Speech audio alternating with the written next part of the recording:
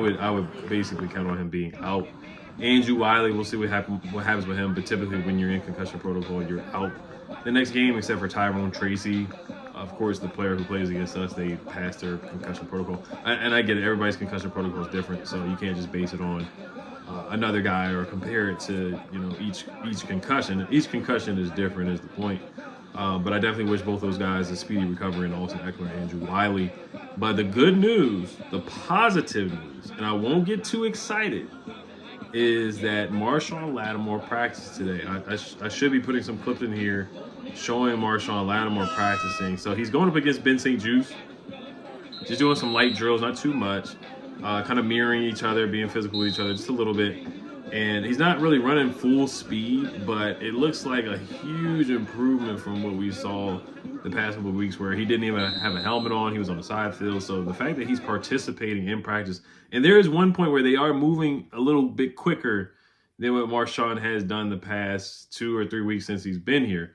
So that is positive news. And this is it's not, I wouldn't say an easier matchup, but, Calvin Ridley's a good receiver. Westbrook Akina has developed into a good receiver. Will Levis is connected with those guys the last couple of weeks on some big plays. So we're going to need Marshon Lattimore. I mean, hopefully he is 100%, but if not, then of course don't rush him back, wait for after the bye week. So just because he's practicing today does not mean 100% that he's going to play. But this is trending in the right direction. There's no more side field, no more just sitting on the side field with no helmet on, no pads, nothing, just with the do-rag on and the hoodie on, sitting on the side, drinking some Gatorade and whatnot.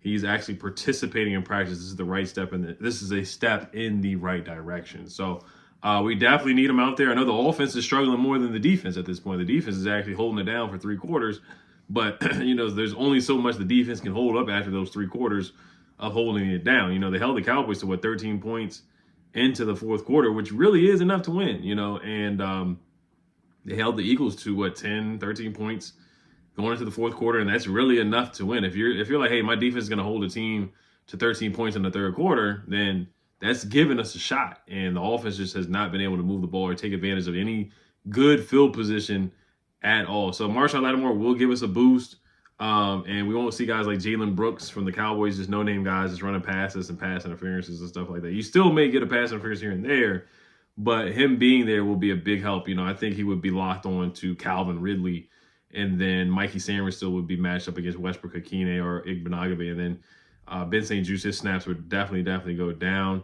Trying to think what other, Mike Davis, he's pretty awful too, so he would probably get some snaps too. But Marshon Lattimore would definitely help this defense out. And then we don't have to play too high as much as we usually do, and we can bring somebody else into the box to stop and slow down Tony Pollard so they can help with the run game. So there's a lot of things that Marshon Lattimore being out there, if he can be that lockdown guy that he is, that he's been for the past, his whole career, there's a lot of things that he can help with this defense. But like I said, I'm not going to get my hopes too high for him to play on Sunday against the Tennessee Titans. So other guys, Brian Robinson, coming back from, he has a hamstring injury and the ankle injury now with the nasty hip drop tackle from number 97, Igizua from the Cowboys. So he did participate in practice, but in a limited capacity, I feel like Dan Quinn said earlier. So you see a clip of him running with or doing a juke move on Anthony Richardson. So it's clearly not full speed.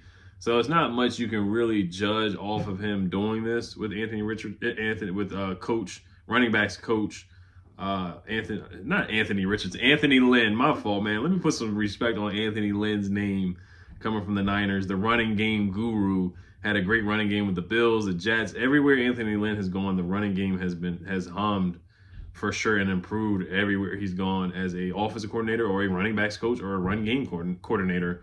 Obviously, as you saw in the first half of the season, our run game was really, really humming, but it has not been as of late. So we need B-Rob out there. But if not, then, Jerry McNichols has to step up, which he has in the past. Same thing with Chris Rodriguez against the Giants. He had a good game. And maybe Michael Wiley, you elevate him too. So that's what they may have to do. Now, they did bring in 2 running backs yesterday, and they did not sign either one. So Ben Standig tweeted out, he said, Brian Robinson will practice today despite suffering an ankle injury on Sunday per Dan Quinn.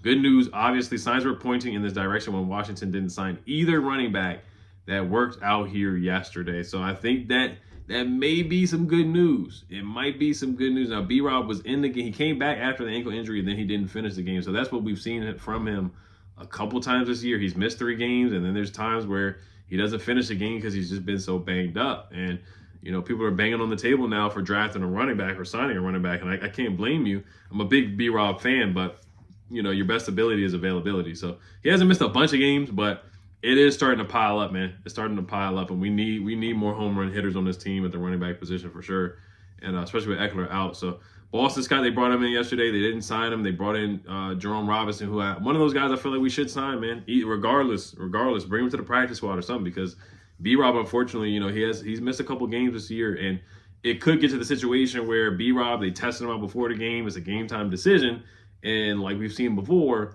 they decide to sit him. So Chris Rodriguez, I feel like he needs to be on the roster for the rest of the year, and it's hard to just keep putting Chris Rodriguez, pulling him from the practice squad week after week after week after week, and just keep doing it over and over and over again. And that's what they've had to do as of recent. And Chris Rodriguez is on the full-time roster. I feel like Chris Rodriguez is probably going to start, but we'll see. I'm optimistic on B-Rob, but I feel like Chris Rodriguez would help. But of course, our offense is at its best when B-Rob is healthy for sure. There was an update on Austin Seibert. So now Dan Quinn said that Austin Seibert had a groin injury as well with the hip injury, so that's why he went on injury reserve. I think he went on injury reserve because he missed the kicks anyway. That was like a soft way of kind of releasing him, but keeping him on the roster some way, just being nice to him because he did so well in the beginning of the season, going 7 for 7 against the Giants and making some big kicks. So I think Dan Quinn said, I know there was a lot of speculation, especially since he told reporters after the game, I made the decision to play after dealing with the hip issue. So it's a groin injury and not a hip injury that landed him on injury reserve, even though it didn't really matter. I just feel like whatever. They would have put him on injury reserve anyway, just to be nice and not just straight up cut him after missing an extra point in that game, kicking to KaVontae Turpin. Even though people are saying Dan Quinn told him to kick it to KaVontae Turpin, Dan Quinn, that is just a terrible offense there by Dan Quinn deciding to kick it to KaVontae Turpin. KaVontae Turpin is really a tongue twister for me. But that was just disrespectful to the game of football to kick it to KaVontae Turpin. Also, we will be wearing our all black unis. Typically, we don't do well in the all blacks, but we did beat the Bears in all black, so I'm not gonna really chalk it up to the uniforms anyway. So, but all right, you guys let me know what you guys think. As always, make sure you guys check out BetUS, as today's video was sponsored by BetUS. 150% deposit bonus match up to $2,000 using promo code YouTube150 on BetUS. All right, you guys, have the Commanders. Peace.